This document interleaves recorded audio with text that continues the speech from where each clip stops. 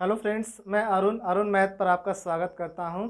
हम लोग number system पढ़ रहे हैं। नंबर सिस्टम के कुछ क्वेश्चन और बाकी हैं, तो चलिए देखते हैं उन क्वेश्चनों को। 121 नंबर है। देखिए, किसी संख्या को 7 से गुणा करने पर गुणनफल का प्रत्येक अंक 3 प्राप्त होता है। ऐसी सबसे छोटी संख्या क्या होगी?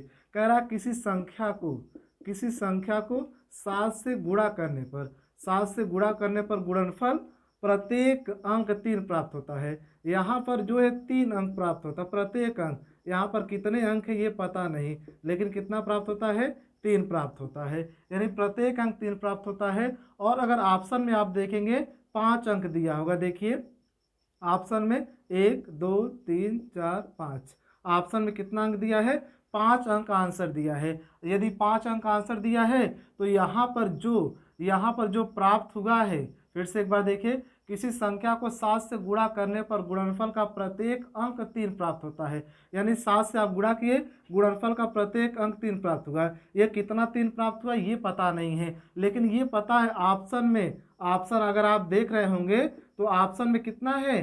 5 अंक दिए हुए हैं। प्रत्येक ऑप्शन के 5 अंक दिए हुए हैं। अगर ऑप्शन अगर देखना चाहें तो हम लोग देख सकते हैं।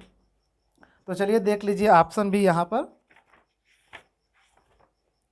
ऑप्शन क्या कह रहा है देखिए, यानी 5 अंक 47,669, यानी 47,669, 47,719, 47,619 और 48,619। इस प्रकार से यानी 5 अंक दिए हैं। तो अगर 5 अंक दिए हैं, किसी संख्या को 7 से गुणा करते हैं तो 3 कितनी बार आएगा? यानी 6 बार आएगा।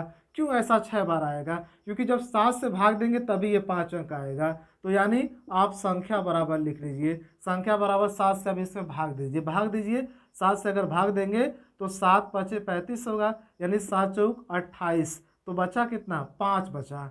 7 7 49, 49 हुआ तो बचा कितना? 4 बचा। देखिए फिर से देखिए, 7 चौक 28, 28 को तो कितना बचा? 5 बचा 3। 7 7 49, 49 अगर निकालेंगे तो कितना बचेगा? 4 बचेगा। यहाँ पर 3 43 हो गया। फिर 7 6 42, तो कितना बचेगा? 1। अब यहाँ पर कितना लिखें? 3। और फिर उसके बाद 7 एकम 7, 7 एकम 7 कितना बचेगा? 6 बचेगा। फिर 3 लिख लीजिए, 7 9 63। देखिए कितना है? यानी 47,619। यही 47,619 ये ऑप्शन में है नहीं। अगर ऑप्शन में है, इसको काटा गया होगा तो इसके मतलब इसे जिसको मतलब काटा गया होगा वो संख्या कितनी होगी? 6 डिजिट होगा संख्या में, यानी संख्या में 6 अंक होंगे। जैसे 1 2 3 4 5 6, 6 अंक हो गए। अगर आप 7 से काटेंगे तभी कितना अंक बचेंगे? 5 अंक बचेंगे। इसीलिए हम मतलब ऑप्शन में देखे हैं 5 अंक दिया है तो 3 कितनी बार होगा? 6 बार होगा। तो इस प्रकार से आप इसको कर सकते हैं। अगला देखते हैं। अगला क्वेश्चन देखिए, क्वेश्चन नंबर 122 देखते हैं।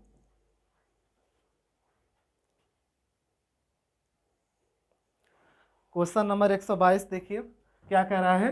कह रहा है कि 1 से 200 के बीच कितने पूर्णांक हैं जो 2 तथा 3 से पूर्णतः विभक्त हो जाएंगे? यानी 1 से लेकर 200 के बीच कितने ऐसे पूर्णांक हैं जो 2 तथा 3 से पूर्णतः विभक्त हो जाएंगे? 2 और 3 से पूर्णतः विभक्त हो जाएंगे, यानी इसके गुणनफल से भी विभक्त होंगे। यानी कितना हो जाएगा? 6 होगा। आप इनका गुणनफल कर लीजिए, 2 और 3 का कितना हो जाएगा? 6। आप 6 से भाग दीजिए कितना हो जाएगा? 6 त्रिक 18, फिर कितना बचा? 20, फिर 6 त्रिक 18, तो कितनी संख्या होंगी? ऐसी 33 संख्याएं हैं। तो इस प्रकार से आप आसानी से देखते हुए क्वेश्चन लगा सकते हैं। अगला क्वेश्चन देखते हैं 123। एक संख्या को 13 से विभक्त करने पर 1 शेष बचता है। यदि भागफल को 5 से भाग दें तो 3 शेष बचता है। यदि इस संख्या को 65 से भाग दे तो शेषफल क्या होगा? शेषफल क्या होगा? यहाँ पर देखिए इसको क्या कहते हैं? भाज्य कहते हैं। यहाँ पर ये क्या होता है? भाजक होता है।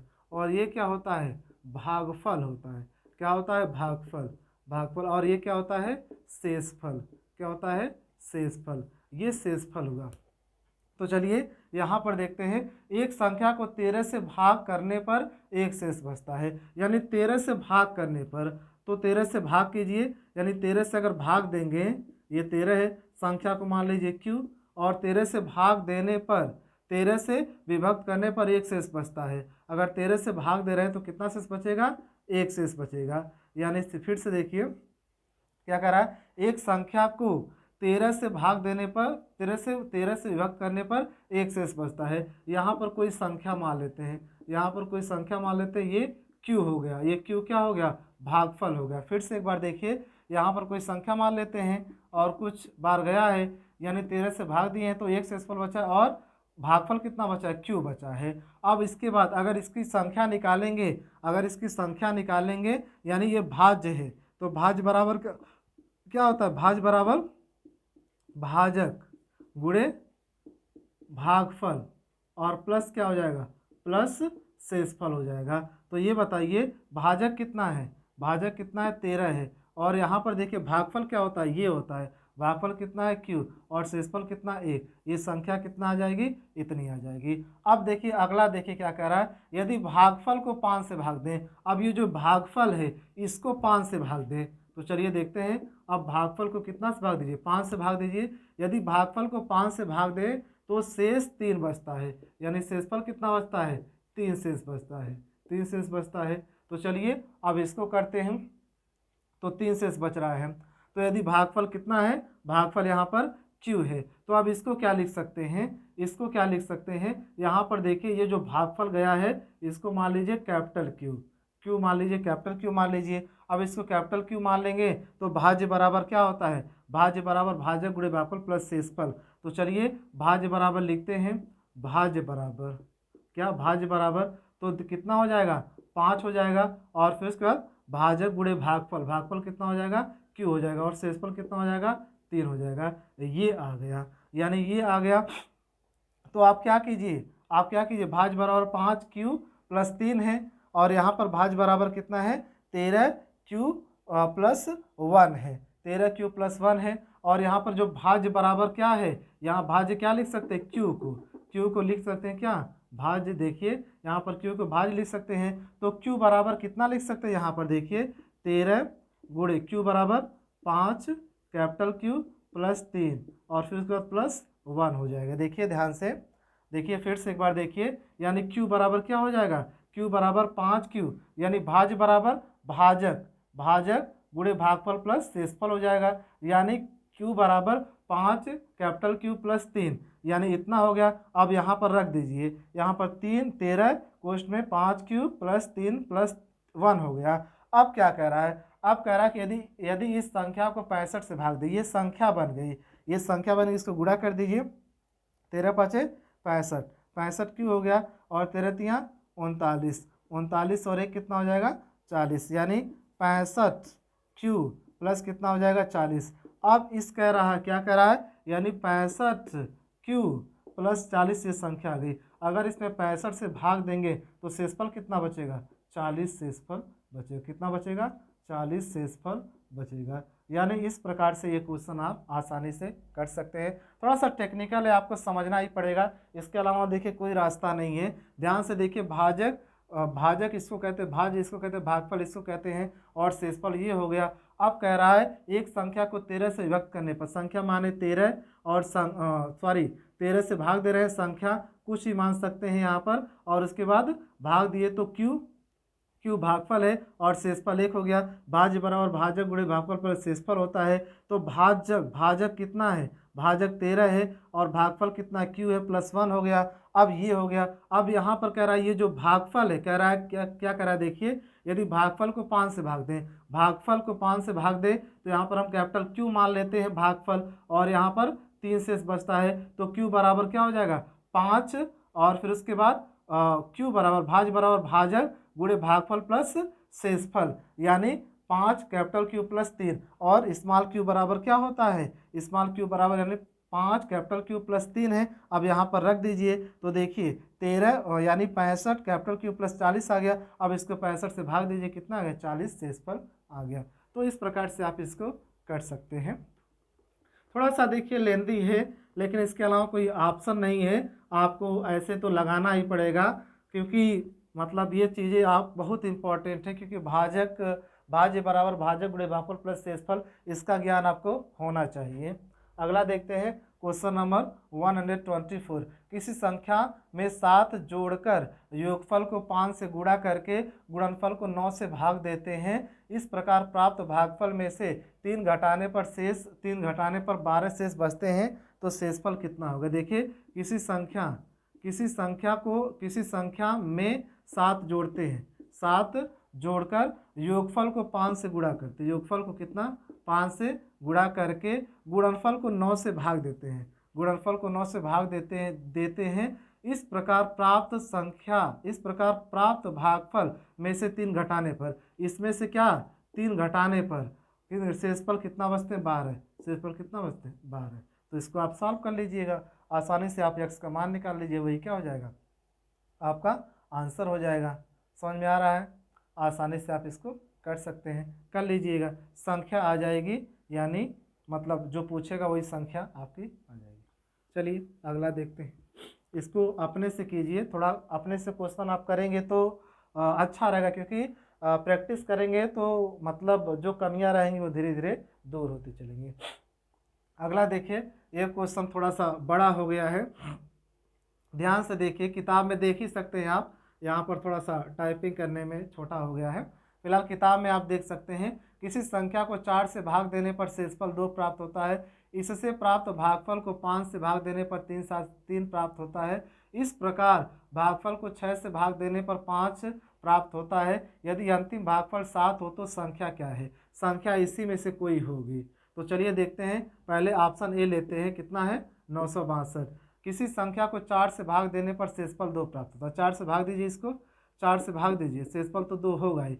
4 दूनी 8 हो जाएगा, 4 दूनी 8 हो जाएगा, बचा कितना 16, यानी 4 चौको 16, यानी शेषफल 2 प्राप्त हुआ। अब क्या कह रहा है, इससे प्राप्त भागफल को 5 से भाग देने पर 3 शेष बचता है। इससे प्राप्त भागफल को 5 से भाग दीजिए, इसमें 5 से भाग दीजिए, यानी 5 चौको 20, 4 शेष प्राप्त हुआ, यानी 4 शेषफल प्राप्त हुआ। वहाँ पर कितना कह रहा है, यहाँ पर 3 शेष प्राप्त हो रहा है, यानी ये क्या है ऑप्शन, ये गलत है ए। अब चलिए बी को चूज करते हैं, 954 चूज कीजिए, इसमें 4 से भाग दीजिए, आप 4 से भाग दीजिए, 4 दूनी 8, 4 छक्का 24, 4 तिहाई 12 हो गया।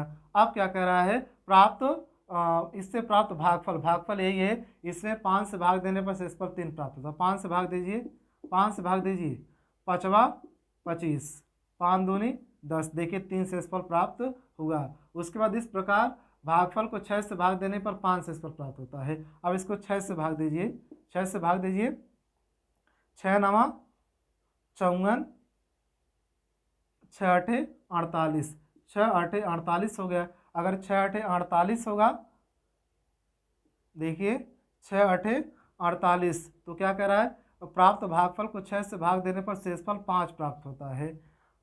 यदि अंतिम भागफल 7 हो, यानी शेषफल 5 प्राप्त होता है। देखिए भाग दीजिए, यानी अगर भाग देंगे इसमें 6 8 48, 6 8 48, 48 2 50, यानी यहाँ पर शेषफल 5 प्राप्त नहीं हो रहा, यानी ये भी ऑप्शन में आपका नहीं होगा। अब इसको देखते हैं, 946 देखते हैं। देखिए किसी संख्या को 4 से भाग देने पर 2 शेष प्राप्त होते हैं। इसको फिर से एक बार चलिए देखते हैं, क्या कह रहा है, किसी संख्या को 4 से भाग देने पर, 4 से भाग दीजिए, 4 दूनी 8 हो गया, यानी 8 हो गया, 15 बचा, यानी 4 दूनी 8, सॉरी यहाँ पर देखिए थोड़ा सा गलत हो गया है, इसीलिए आ नहीं रहा है। फिर से देखते हैं इसको, 4 दूनी 8 हो गया, बचा कितना 15, 4 तिहाई 12, 4 तिहाई 12, तो बचा कितना 3, 4 बटे 32। अब देखिए 4 से भाग देने पर 2 शेषफल प्राप्त होते हैं, 2 तो बचा, 4 बटे 32, 2 बचा शेषफल। और उसके बाद इससे प्राप्त भागफल को 5 से भाग देने पर 3 शेष बचते हैं। 5 से भाग देने पर 3 शेष बचते हैं, भाग दीजिए, 5 चौको 20 और 5 सते 35, देखिए 3 शेष बचे। अब इस प्रकार प्राप्त भागफल को 6 से भाग देने पर 5 शेष बचते हैं। 6 से भाग दीजिए, यानी 6 से भाग देंगे तो कितना हो जाएगा, 6 से भाग देंगे, 6 सते 42, तो कितना शेष बचेगा, 5 शेष बचेगा। यदि अंतिम भागफल 7 हो, अंतिम भागफल कितना है 7 है, तो यही क्या है, देखिए आपका आंसर, यानी दूसरा, सॉरी ये दूसरा वाला क्या हो जाएगा आपका आंसर। इसी प्रकार से आपको चूज करना है, मतलब यही एक तरीका है चूज करने का। इस प्रकार ऑप्शन को चूज करके आसानी से आप इसको सॉल्व कर सकते हैं। देखिए अगला देखते हैं क्वेश्चन नंबर 126। देखिए 4 प्राकृतिक संख्याएं इस प्रकार हैं कि इन्हें 3-3 करके जोड़ने पर योग 180, 197, 208 तथा 222 प्राप्त होता है। इन संख्याओं का माध्य कितना होगा। देखिए इसको हम आपको ओरल बता रहे हैं, आप लगा लीजिएगा। 4 प्राकृतिक संख्याएं हैं। देखिए ए बी सी डी है, 4 प्राकृतिक संख्याएं हैं। इन्हें 3-3 करके जोड़ा जाता है। जैसे a plus B plus C बराबर 180, फिर उसके बाद b plus C plus D बराबर 197, फिर उसके बाद c plus D plus C plus D plus A बराबर 208, फिर उसके बाद d plus A plus B बराबर 222। अब इसको जोड़ दीजिए, जोड़कर आप a plus B plus C का यहाँ से मान आ जाएगा। जो मान आ जाएगा माध्य कहेगा, तो उससे जितना आएगा, जितना मान यहाँ पर आएगा उसमें किससे भाग देंगे, 4 संख्या है तो 4 से आप भाग दे दीजिएगा, आपका आंसर आ जाएगा। तो इस प्रकार से आप इसको कर सकते हैं। नहीं देख लीजिए, देखिए कितना a है, 2 3 a है, और फिर उसके बाद b कितना है, 1 2 3 b है, फिर उसके बाद c भी 3 होगा, 3c प्लस d भी 3 होगा। अब यहाँ पर क्या कॉमन हो जाएगा, a plus B plus C plus D common हो जाएगा, और इसको जोड़ दीजिए, जोड़िए इसको, चलिए जोड़िए। यहाँ पर पहले क्या है 180, जोड़िए 8 7 8 7 15, 15 2 कितना हो जाएगा, 17 हो जाएगा। फिर उसके बाद 9 8 17, 17 2 19 से कितना हो जाएगा 20, 2 2 मतलब 2 6 6 2 कितना हो जाएगा 8। अब 3 से भाग दीजिए, यानी 3 दूनी 6 हो जाएगा, 3 6 18, 3 9 27, तो कितना हो जाएगा 269 हो गया।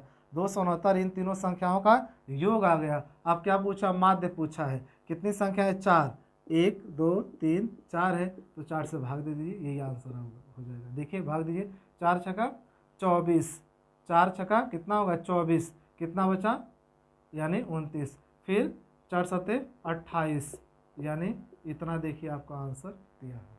इस प्रकार से आप कर सकते हैं। ये सब क्वेश्चन आपके जो है लेंदी ही लगेंगे, एकदम शॉर्ट में इसको बताना बहुत मुश्किल है, समझ में आपको नहीं आएगा, इसीलिए हम इसी प्रकार से बता रहे हैं। अगला देखिए 127। 3 अंकों वाली एक संख्या 4a3 को 3 अंकों वाली दूसरी संख्या 984 में जोड़ने पर 4 अंकों वाली संख्या 13b7 प्राप्त होती है, तो प्राप्त होती है जो 11 से विभाज्य है। 3a प्लस 4b का मान ज्ञात कीजिए।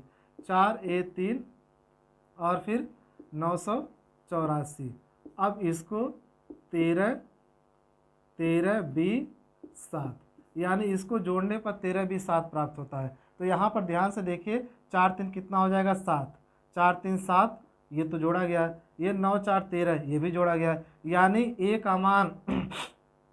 का मान कितना हो सकता है। अब ये जो संख्या आएगी 11 से क्या हो, 11 से विभाज्य हो, क्या हो 11 से विभाज्य हो। अब यहाँ पर a का मान क्या हो सकता है, a का मान 0 हो सकता है, 1 हो सकता है, 2 नहीं होगा। क्यों नहीं 2 होगा, 2 3 4 ये सब नहीं हो सकता। क्यों नहीं होगा, अगर 2 यहाँ पर हो जाएगा तो कितना 8 2 10, यहाँ पर 0 हो जाएगा, एक हासिल इसको आ जाएगा, यहाँ पर इसका मान कितना हो जाएगा 14 हो जाएगा। देखिए a बराबर 2 हो जाएगा तो 8 2 10 हो जाएगा, तो यहाँ पर 9 4 13 1 14 हो जाएगा, इसलिए a का मान 0 होगा या फिर 1 होगा। तो चलिए देखते हैं, अगर a का मान 1 रखते हैं, हम a का मान कितना रखते हैं, अगर a का मान 1 रखते हैं तो ये कितना हो जाएगा 13 9 7 हो जाएगा। ये हो जाएगा, देखिए 13 यहाँ पर 1 रखेंगे, 1 रखेंगे कितना हो जाएगा 13 9 7 हो जाएगा। क्या देखिए अब ये मतलब 11 से विभाज्य है। देखिए 9 1 10 और ये 7 3 10, यानी 10 माइनस 10 कितना हो जाएगा 0, यानी ये क्या है, यानी ये 11 से विभाज्य है। तो यानी a का मान कितना हो जाएगा 1 हो जाएगा, और b का मान कितना हो जाएगा, यहाँ पर 1 रखेंगे तो b का मान 9 हो जाएगा। क्या पूछा है, 3a प्लस 4b पूछा। a का मान कितना है 1 है, 3 गुणे 1 हो जाएगा, प्लस b का मान कितना है 9 है, तो 3 प्लस 9 चौको 36, तो कितना हो जाएगा 39 हो गया। कितना हो जाएगा 39 हो जाएगा। तो इस प्रकार से यहाँ पर है।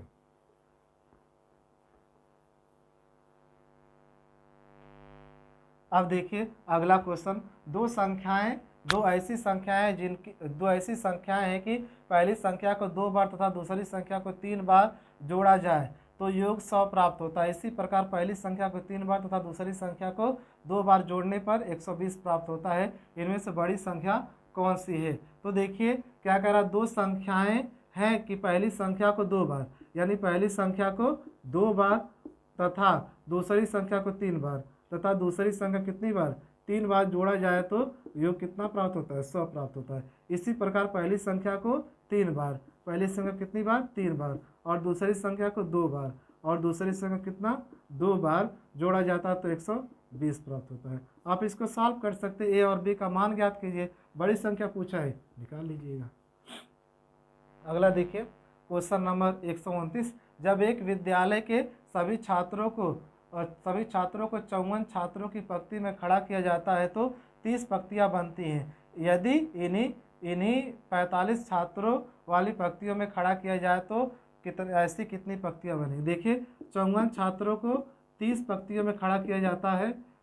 उसके बाद कह रहा है कि यदि 45 छात्रों को खड़ा किया जाए तो कितनी पंक्तियां बनेंगी? यस, काट दीजिए, यानी 9 × 5 = 45, 9 × 6 = 54, 5 × 6 = 30, x बराबर कितना हो जाएगा? 36 हो जाएगा। ये क्या हो जाएगा? आपका आंसर हो जाएगा। अगला देखिए क्वेश्चन नंबर, अब इसको देखिए, अब स्थानीय मान निकालना है आपको, तो हम बताए हैं ऐसे क्वेश्चन आप बहुत लगा चुके हैं। तो स्थानीय मान निकालना है तो क्या हो जाएगा? देखिए 5, 9, 7 यानी 2, 3। अब कह रहा है इसका स्थानीय मान 7 के बाद कितना जीरो रहेगा? 3 जीरो रहेगा, और जाति मान कितना हो जाएगा? -7 ही रहेगा। तो घटा दीजिए तो कितना हो जाएगा? 3 हो जाएगा, 9, 9, 6, ये क्या हो जाएगा? आपका आंसर हो जाएगा। अगला देखिए, अगला वही क्वेश्चन है, आप इसको सॉल्व कर लीजिएगा। बस आज के लिए मतलब इतना ही, करीब आपकी पहली प्रश्नावली ख़त्म हो गई है। अब हम अगले दिन से यानी कल से प्रश्नावली फर्स्ट बी के क्वेश्चन लगाएंगे। फर्स्ट बी के क्वेश्चन, सभी क्वेश्चन जितने क्वेश्चन हैं वो सब लगाएंगे। वीडियो देखने के लिए धन्यवाद। यदि वीडियो पसंद आए तो लाइक शेयर और सब्सक्राइब जरूर।